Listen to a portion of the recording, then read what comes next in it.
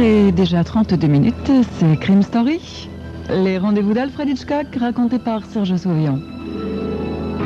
Aujourd'hui, Congo de Stuart Clayton.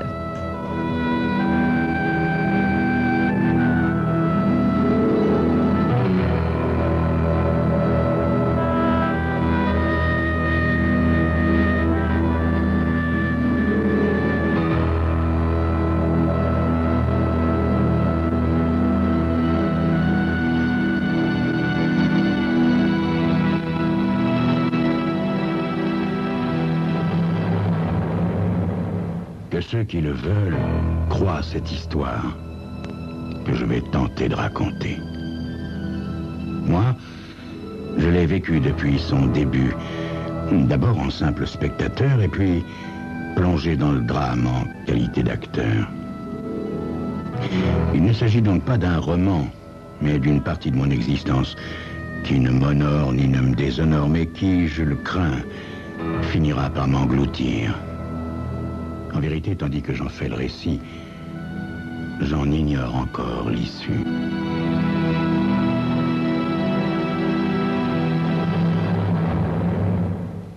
Jeune homme, j'ai été l'élève du fameux Legrand de l'Université de Bruxelles. J'ai eu la chance qu'il me choisisse pour l'assister dans ses travaux. Il estimait que nous avions beaucoup de points communs. J'avais sur la biologie les mêmes conceptions que lui, mais nous observions les mêmes choses avec des yeux différents. C'est pour cette raison qu'il m'attacha à son service et qu'il me demanda de l'accompagner au Congo. Nous avions mené à bonne fin des expériences pour les jardins botaniques royaux et notre expédition était financée par la Société des recherches scientifiques et l'aide commerciale des produits tropicaux. C'est donc dans d'excellentes conditions que nous sommes partis poursuivre nos recherches dans cet abominable pays. C'était sur le latex, la sève de l'arbre à caoutchouc, que devaient porter nos recherches. À la suite d'expériences réalisées en serre, le professeur Legrand avait découvert que cette sève possédait d'extraordinaires propriétés revigorantes. Les membres les plus avancés du corps médical voyaient dans cette découverte une révolution dans la thérapeutique. Mais pour le professeur Legrand, cette hypothèse ne serait incontestable que lorsqu'il l'aurait expérimentée en dehors du champ restreint des laboratoires. Les événements que je vais rapporter se sont déroulés il y a longtemps. C'était la forêt tropicale dans sa monstrueuse exubérance. Des arbres gigantesques dont beaucoup étaient plus que millénaires. Il y avait quelques clairières que les indigènes cultivaient de façon primitive. La terre était fertile et les récoltes abondantes, ce qui ne manquait pas de nous surprendre étant donné les méthodes employées. Les éléphants, quelquefois, dévastaient les champs de maïs, mais c'était surtout les gorilles qui faisaient le plus de ravages. Nous étions 3 quand nous sommes partis, car le professeur Legrand s'était marié peu de temps avant notre départ. Elle s'appelait Elena Magotvana.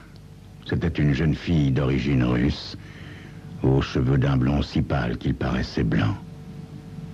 Elle savait un peu la sténo et la dactylo et avait travaillé avec Legrand parce qu'elle était une des rares personnes à pouvoir déchiffrer son écriture. Elle était presque jolie quand elle ne portait pas de lunettes.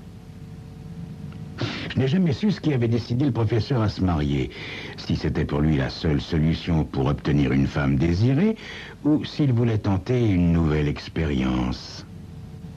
Je n'ai jamais trouvé dans ses papiers de note qui confirmât l'une ou l'autre de ses hypothèses, et il n'aborda jamais ce sujet avec moi.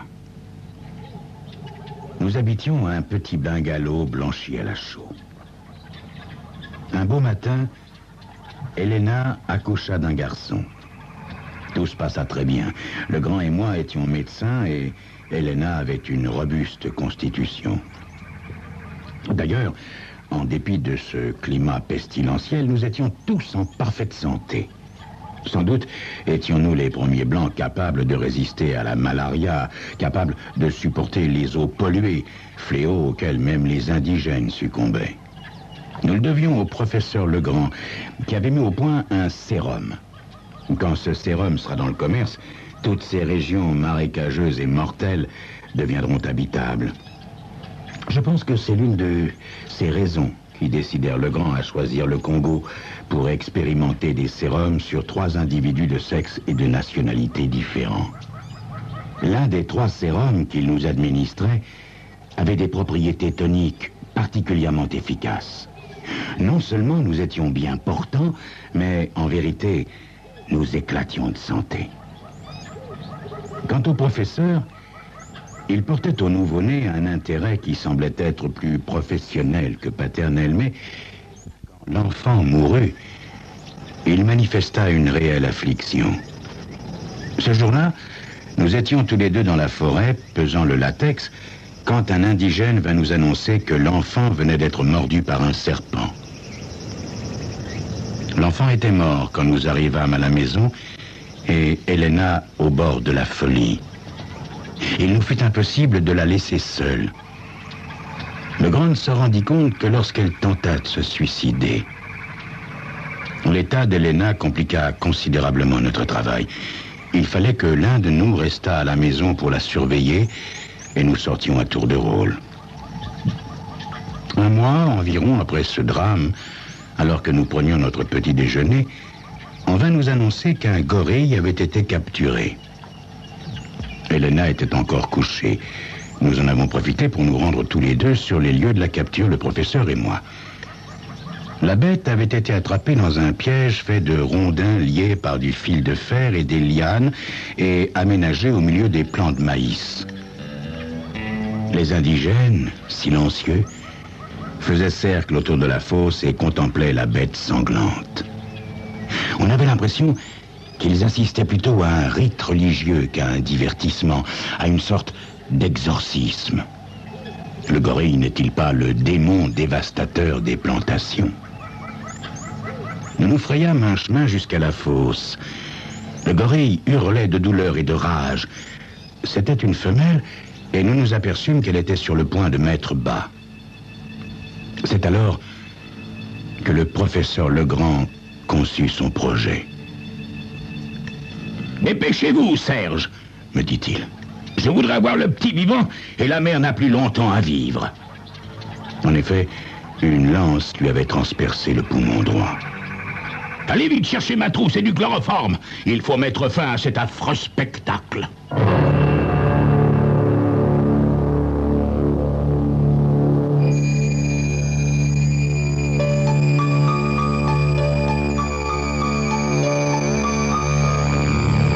Quel était donc le projet du professeur Legrand concernant le bébé gorille? C'est ce que vous saurez dans quelques instants.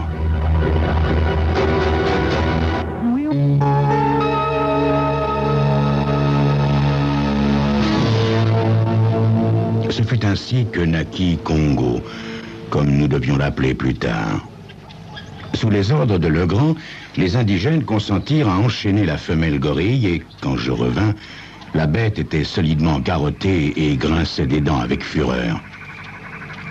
Pénétrer dans une fosse où un gorille femelle est enchaîné est un exploit que j'ai accompli une fois mais que je ne recommencerai plus.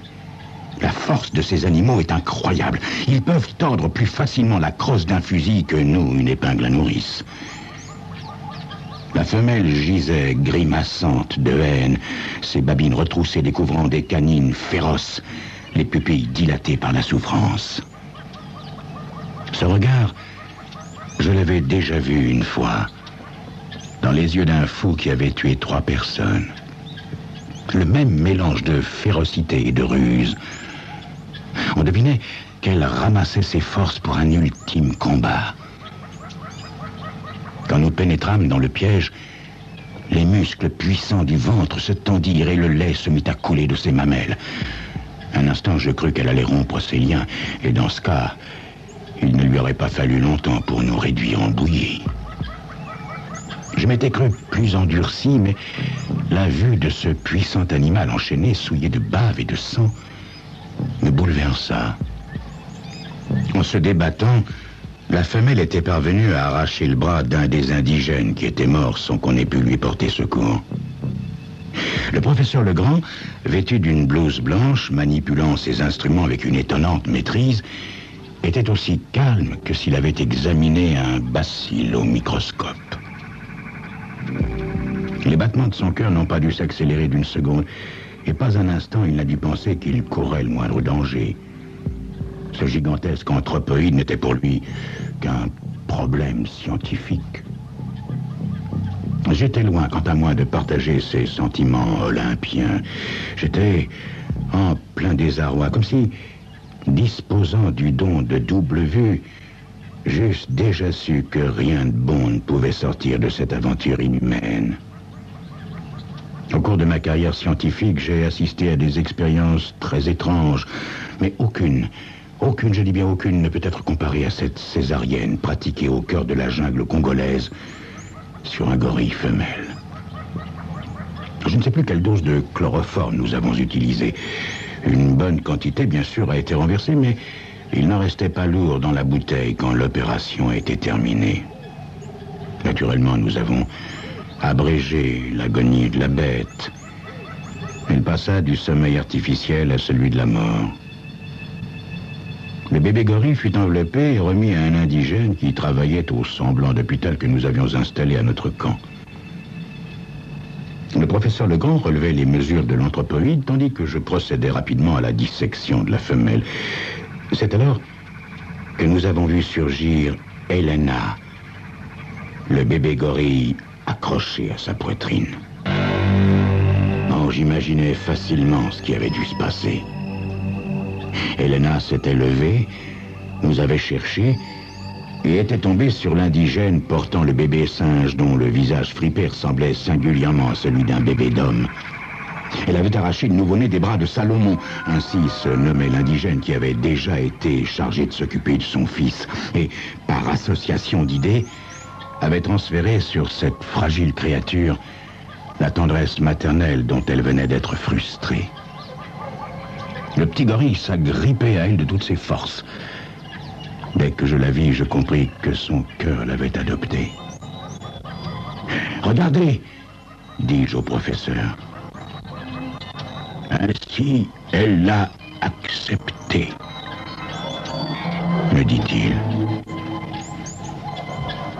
J'ignorerais toujours quelle avait été l'idée du professeur Legrand quand il avait entrepris cette opération. Et Helena, était-elle consciente? Ben, au fond, que savions-nous d'Helena? Avec son origine slave et ce sang imprégné de sérums expérimentaux, Legrand devait penser que c'était un problème dont on chercherait la solution plus tard, beaucoup plus tard. Ramenez-la à la maison, s'il vous plaît, Serge, et envoyez-moi des éprouvettes et de l'alcool.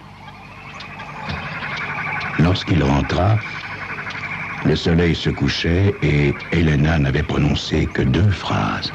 « Il est à moi. Le bébé est à moi. » L'année suivante, nous revînmes à Paris. Nous étions 4 au lieu de 3, car pour Helena, ce n'était pas un gorille qu'elle emmenait avec elle, c'était son enfant. Le professeur dut user de toute son influence auprès de la compagnie de navigation pour obtenir une cabine qu'elle pourrait partager avec ce singulier passager. Le jeune gorille hurlait dès qu'elle faisait mine de le quitter. Helena l'appelait bébé ou Congo. Le professeur aussi, de temps en temps. Moi, j'évitais le plus possible d'en parler. J'aurais supporté à la rigueur qu'elle le traite comme un animal familier. Mais le gorille dormait dans son lit, tandis que Legrand et moi partagions la même cabine. Helena devait alors avoir 20 ans. Je ne dirai rien des 8 années qui suivirent. Il est des sujets sur lesquels on préfère ne pas s'étendre, n'est-ce pas?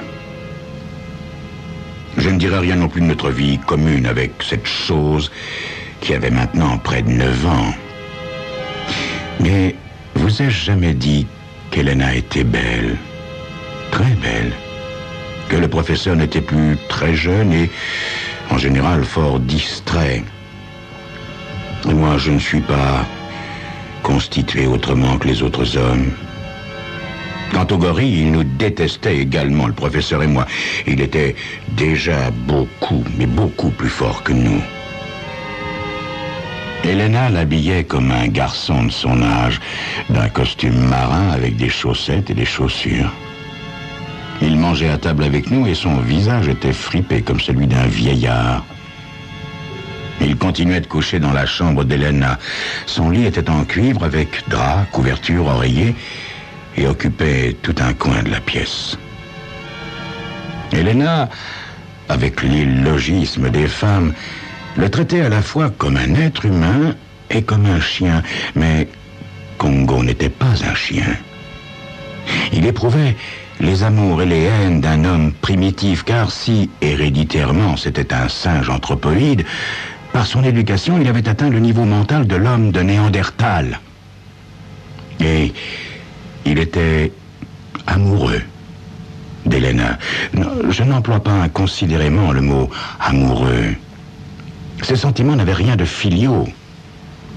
Une nourriture trop riche en protéines l'avait rendu très précoce. Bien que son comportement avec Elena ressemblât à celui d'un enfant affectueux, il s'accrochait à sa main, à ses jupes, grimpait sur ses genoux, mettait ses bras autour de son cou et l'embrassait sur la bouche. Le désir se lisait dans ses yeux quand il croyait qu'on ne le regardait pas. De plus, il exauçait ses forces à notre insu. Je l'ai surpris un jour portant une malle à bout de bras sans le moindre effort. Elle pesait 75 kilos. À cette époque, Congo avait 1,40 m de tour de poitrine, mesurait 1,50 m et pesait 85 kilos. Depuis, il est devenu beaucoup plus fort. On a dit d'abord que c'était un accident. Puis, on a voulu m'impliquer dans l'affaire.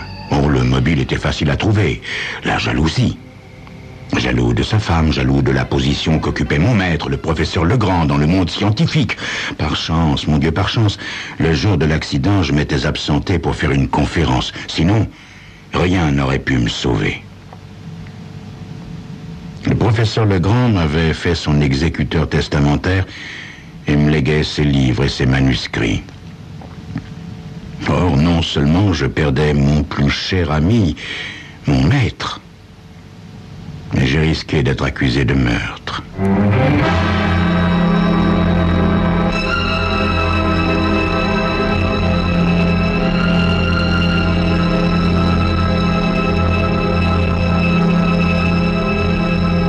Rien ne s'opposait plus désormais à ce que j'épouse Elena. Quel homme normalement constitué aurait pu vivre auprès d'une femme jeune et belle sans en être amoureux? Elena, de plus, ne pouvait se passer de moi, même quand Legrand était encore en vie. Je la protégeais contre le monde extérieur. Je la protégeais, elle, et Congo, car elle était toujours aussi folle de cet odieux animal. Rien ne pouvait l'en déprendre, pas même l'amour qu'elle avait pour moi. Le professeur Legrand était inexplicablement tombé par la fenêtre. L'appartement que nous partagions était au 5e étage. Il tenait encore un pot à eau à la main. Bon, je l'imagine fort bien, grattant du bout du doigt le terreau du bac à fleurs avant de l'arroser. Il n'a pas dû entendre Congo pénétrer dans la pièce.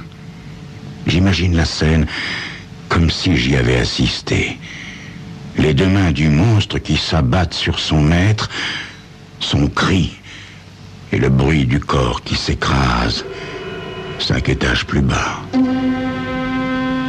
Je suis sûr qu'Elena connaît aussi bien que moi le meurtrier de son mari, mais jamais nous n'avons eu le courage d'en parler. Je sais qu'aujourd'hui, Elena tremble pour moi. Jamais elle ne me laisse seule avec Congo. Oh, j'ai bien pensé empoisonner le gorille avec de l'arsenic, mais Elena le saurait car elle a suffisamment de connaissances médicales et elle me considérerait comme un assassin, l'assassin de son fils. Je vais donc employer l'albumine. 5 cm3 suffiront. C'est un jeu dangereux, je sais. Peut-être le facteur temps jouera-t-il en ma faveur. En attendant, je suis toujours armé. C'est un Browning 32. Je ne sais même pas si les balles pourraient stopper un gorille adulte en fureur. Pourtant, ça me rassure. Ça me rassure momentanément.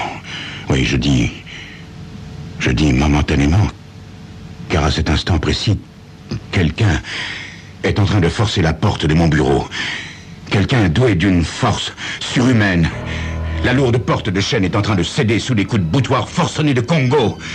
Oh, j'ai peur.